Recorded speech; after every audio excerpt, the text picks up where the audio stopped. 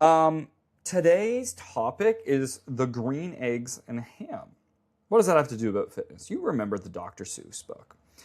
Really, really interesting that he only used 50 words. It was a bet that Dr. Seuss couldn't write a book with 50 words, and so he wrote a 50-word book, and it was one of the most creative, beloved kids' books around. And so fewer options sometimes can give you better results. And constraints can make you a better coach, maybe a better client, just better workout overall. Sometimes the best workouts come from fewer choices. And so I really want you to think about that. It's not the person who has the most resources, but the person who's resourceful that tends to do better in life. And so you want to be able to put constraints on yourself. An easy constraint is time. And looking at it as, well, I only have a half hour to work out, can get switched into what can I do in a half hour? And you'd be surprised with the creativity, yet genius simplicity of what you could do in a half hour and just leaving it for what it is. Same idea if you're like, I only have a 25-pound dumbbell. I only have my body weight. And these are types of problems that I get constraints with clients all of the time, and I have to be creative, but I also need it to be simple, efficient, and effective. And I don't think people realize the beauty in the simplicity among things like this. There's a lot of parallels here. And having limits is great because now you can push the limits and you can do more. So a lot of people also struggle with gym overwhelm. A lot of people find the workout routine too complex. And I'm going to talk about those things, how I've worked with constraints even within a person, or even just why sometimes one kettlebell is all you're going to need. And this is my own coaching philosophy and just real world experience. So I'm going to paint you a picture. You walk into a commercial gym for the first time. If you've never been to a commercial gym, boy, you're in for a treat. There's chaos everywhere, people just doing their own thing. There's cables, there's machines, there's free weights, there's racks, there's Smith machines, there's resistance bands, there's TRX straps, there's stability balls, there's med balls, there's equipment, there's cardio equipment, there's all the machines that you can think of. There's so many choices that you can do. And the concept might be like, oh, I can do everything. But a lot of people aren't a gym rat like me, and they get overwhelmed and they're unsure and they're very unconfident with what they should do, and they don't have follow through. Maybe that sounds like you. A lot of clients are new clients to the gym, and they just wander around and they touch things, but they don't really know what to do. They might do one set here, one set there, unsure how it works, and they just don't feel confident in anything. And they just have too many choice. The iron, because gyms are made of iron, is simple, is that best for them. Gyms sell a variety of benefits, but for beginners, variety is a massive liability. You want minimal variety as a beginner. It might seem alluring. Let's say you've never had ice cream before, and you get told to go to Baskin Robbins, which has 31 flavors. And you try every single flavor and you can't decide still, you're going to have a problem. Now, let's say you go to a really nice gelato place and they have 3 flavors. You have chocolate, vanilla, and then just the flavor of the day. And those are your 3 options. Well, first things first, you can still try all 3 of them, but you're probably going to have a much easier time deciding and sticking with what you need to do. And I want us to think about that with fitness. A blank canvas, if you've never painted before, you're not going to know where to start. And somebody who's maybe painted 500 paintings before, they know where to start. And hiring a trainer is going to give you that person that knows where to start and knows what to do. The question is with you, what if the best thing you can do with your training is to cut things in half, trim away the fat, and focus on what works? And so let's just focus on 3 main exercises. Keep it simple. And most workouts need to be 2 to 3 minutes or 2 to 3 simple exercises And if that's all you did, you're going to get 80% of the benefits. So constrain yourself to picking 2 or 3 main movements. You have your squat, hinge, lunge. Those are all lower body. Pick 1. Then you have a horizontal press and vertical press, and horizontal row and vertical row. That's 4. Pick 2. And that's it. That's all you could do. And it's really simple. That's how I start with building a program. From there, I know when to add in more complexity when the person's ready, but literally, it's as simple as that. And you constrain yourself to those 3 movements. Let's say it's a squat, a horizontal row and press. And you constrain yourself to 3 hard sets of each, and you constrain yourself to 20 minutes, and you did that day in, day out, week in, week out, you'd be flabbergasted at how effective that would be if all you were supposed to do is either add 1 or 2 reps or add the smallest weight increment possible. I can guarantee you that you would get way better results than most random workouts that you see on social media. Most people aren't drawn to that, and maybe that's why I don't always get the most amount of views or listens to my content, but it's really that simple.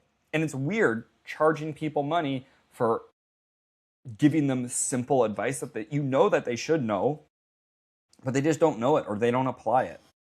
Now, depending on people's goals, whether it's sport specific, what level they're at, what kind of injuries they had, of course there can be add-ons. But even then, that sometimes is secondary.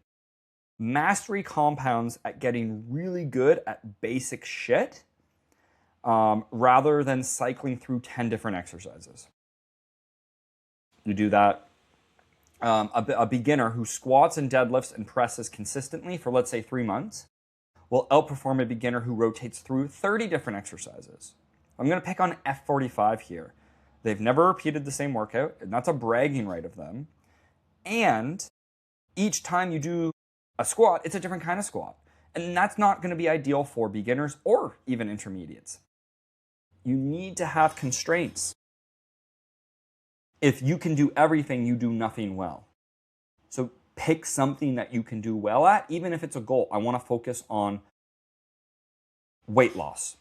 All decisions in your workout, in your diet, in your sleep, in your life can be geared around weight loss. Not, I want to focus on weight loss, but I also want to gain muscle, but I also want more mobility, but I also want to get better at baseball. You're better off focusing on weight loss for 3 months, then focus on baseball for 3 months maybe, right? Don't do too much at once. And that's what I'm trying to get at here. You want these constraints. The constraints will breed creativity, but weirdly enough, you'll get better results. And then you focus and you dial in. Are you going to be better at learning a language by sampling 12 different languages? Or are you just going to go deep on one, focus on that one? Once you've mastered that, you move to the next, move to the next. Probably that, right? Won't I get bored? There is so much depth in simplicity and progressive overload and form refinement and load variation and working with a coach who keeps you from not being bored that you will not get bored. I almost never, if anything, ever have clients say, well, I'm bored from this workout. Sure, if I ran the same thing over and over and over, totally get it. Give it a chance. And a lot of people have a hard time giving simple stuff a chance. Worst case scenario, you can always go back to the complex stuff, but you won't want to. And that's why I have a high retention rate. I've had it where one client could barely body weight squat themselves more than 4 times from a chair. He had a lot of constraints. So let me paint you the picture. Morbidly obese. He was 400 plus pounds. Stroke victim. 60-ish. We're working on camera over Zoom. COVID. We have no equipment. Those are all of our constraints. He hates exercise as well. And the other constraint is he can't stand and sit for more than 4 times in a row. 6 months later, we finally got equipment, and he could do goblet squats of 50 pounds for 15 reps. How do we get from point A to point B like that? Very basic. The next time I saw him, it was 5 reps, and then it was 6, and then it was 7, and then it was 8. And then we finally got to take away the chair. And then we were back at square one with 4, then 5, then 6, then 7, then 8. Then he finally found some weight, and it was like a 15-pound dumbbell. So we did that for 5, then 6, then 7, then 10. You can see my point. And eventually, methodically, over 6 months, he got to a good peak. Now, since then, he's also lost some weight, which made it easier for him to squat. And I'm just using the squat as an example. But all of those constraints have made me such a better trainer in that moment of COVID with constraints with working with people online. What equipment do they have? What kind of constraints do they have as that said individual? And how do I work around that? Not let me give them a bazillion different things and just pound with intensity, which again, group fitness, that's what it's fallen into. As a trainer, we have an edge. We know what to leave out. I'm leaving out 90% of the stuff that you see at these group training facilities. And I'm just picking on them because a lot of people, a lot of the audience knows what's there. I'm filtering 90% out of that junk. And I know what to filter out. You might not. Beginners often think they need complicated programs because they see advanced people do that. Versus experienced coaches know the simplest solution, yet it's almost sophisticated. And there's temptation as a trainer to show off your knowledge, prescribing complex movements, periodization schemes, and fancy accessory work. Constrain yourself to one thing. And you're going to pick the most important thing, and it's probably going to be progressive overload with traditional strength. And that's how you're going to deliver results. There's a sign for a great coach that their client could describe their programming in 30 seconds. He does traditional strength training with me, and we apply progressive overload over the course of weeks, and then we change a program. Done. Constrain yourself to that, whether you're a coach, whether you're a client, whether you're a fitness enthusiast. These constraints will give you better results. Fight the temptation to overcomplicate it. Overloading programs that leave clients confused versus focused, think about the difference there and what's actually going to get accomplished by that said person. So, limited equipment, you might get better results. Let's think now about powerlifting. They've constrained themselves to 3 movements. You have the deadlift, the squat, and the bench press. And that's it. Those are their 3 movements. Yet, with that and the constraint of just focusing on strength, they get phenomenal health benefits, strength benefits, muscle benefits, overall metrics. Yes, I can see the argument for adding in cardio with them or adding in accessory lifts, but constraining them to those 3 things makes them an absolute machine and powerhouse. More is not always going to be better. Think about a busy gym scenario. Peak hour, everything's taken, the bench is occupied, the rack is taken. What do? A veteran might get frustrated. I might get frustrated, but I adapt. Beginners shut down and they just leave. I've heard people, oh yeah, I didn't know what to do, so I left. Okay, could you have found a corner with a 15-pound dumbbell and just done something? I know I could have, and I would have kept it still, yet extremely simple. I love a couple really simple ones. Here's a really simple one, GVT, German volume training. Gives phenomenal results. 10 sets, 10 reps, 1 minute rest. You pick one lower body, one upper body, done. It should take you about 30 minutes to do. It is brutal and you get a lot of volume, but you don't need to overthink things, especially with moderate weight, something as simple as that. And I've gone through the ringer. You're talking to somebody, well, I'm talking to myself, with over 18 years experience. My experience, it's an adult at this point. They can vote. And so that's why, again, I'm not trying to make you work with me, but I'm trying to make you think about keeping things simple and having this constraints. And sometimes that's a great challenge for yourself is, hey, what can I do with one piece of equipment today? And if you're a veteran trainer, do that. If you're a beginner, maybe that's a little bit too advanced for you, but really think about constraining yourself to a couple simple movements, right? Kettlebell's a great example for this. It's an all-in-one tool. What are movements that you can do that are great with a kettlebell? Well, obviously squats, deadlifts, lunges. You can do presses, you can do rows, you can do swings, you can carry in many different ways. The only thing you really can't do is some kind of bench press the best, and sometimes bicep tricep work.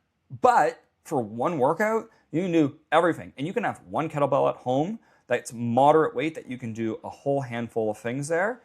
And maybe you have 20 minutes. That's another constraint. And you're going to be forced to work out in that load. Use the constraints to your advantage. I'm busy. Great. That's a constraint. Let's find a way to work around that. I don't have much equipment. Great. Let's find a way to work around that. That's what we're trying to do here. That's what I'm trying to emphasize. I don't have financials. Great. You have a fucking free podcast here you're listening to, which I've given Easter eggs before. You should look back and look at them. I'm not going to do one on this episode. I even have programming on my website, which is for free. There's so many constraints. Challenge yourself. Think outside the box. Use some creativity here. People still stick to the default of hit circuits because that's just what's popular. That doesn't necessarily mean that's what's going to work, especially in the long term. Keep strength still as a focus, built on simple progressions. Push, pull, hinge, squat, lunge, row, carry. Can be done with body weight, minimal equipment. Progressive overload, more weight, more time under tension, reduced rest, increased range of motion, more reps, more pauses, other things too. One set of adjustable dumbbells, stability ball, resistance bands, TRX. That's your home gym. That's beauty and simplicity. At home, there's no distractions, no waiting for equipment, no decision fatigue, no excuses, just doing the work. You don't even have to worry about traffic. And in half an hour, which is 15 minutes to drive to the gym and 15 minutes to drive back, including getting changed, bathroom, etc., you can get a full workout done. And so, especially just with the cost of all of that equipment, it should come under like $400 with all of that. The adjustable dumbbells are like $200 to $300. You never have to pay for a gym again, and you save all the time in the world. So what makes a home gym program fail? Too much variety, too many changes too quickly, chasing new workouts. That's what makes home gym workouts fail. What makes it succeed? Clear structure, measurable goals, reasons to show up, and knowing what you're doing. And there's many people who I've worked with who have these disabilities as well. I do have to see them in person, but it still teaches me a lot. And there's lots of constraints here, but they still do so much despite their limitations. Again, I talked about the guy with the stroke victim who was also very overweight. Guess what? I've also had to work with clients with drop foot, where their foot doesn't know where to move. They have limited mobility, short-term memory loss changes. And so I'm keeping things extremely simple, and their quality of life has skyrocketed. His daughter thanks me all the time for the hard work I do. It's just about showing up at that point. And then I also work with a decent amount of older people. And again, keeping things extremely simple and giving them a few tiny tasks that they think they can do on their own that I know they're not going to get hurt, and I just want them to be consistent. The body is extremely adaptable, but that's when you stop fighting its limitations and work within them. Just keep that in mind. You want these constraints. Don't always want them, but you can work around them. That's another way to think about it. So let's let the constraints do some level of work. Again, a beginner that's overwhelmed in the gym, that's cool. They can do simple isometrics. Same thing with the stroke victim. Simple isometrics. It's going to work great for both. And if you're a beginner, pick 3 movements. Master them for 8 to 12 weeks before you worry about adding much else. Yeah, that long. Prove it to yourself that you can be consistent for that long. If you're a trainer, audit your programs. What can you remove? What's in there to impress and what's in there to deliver? If you train at home with limited equipment, Stop seeing it as a disadvantage and build around what you have. And for everybody, the goal isn't variety, it's to get progress. And progress follows consistency, not complexity. So that's essentially what I wanted to talk about. If you're interested in chatting more with me, you can shoot me a message. We'll chat. But yeah, beauty in the simplicity. So that's why I like this topic. And until next time.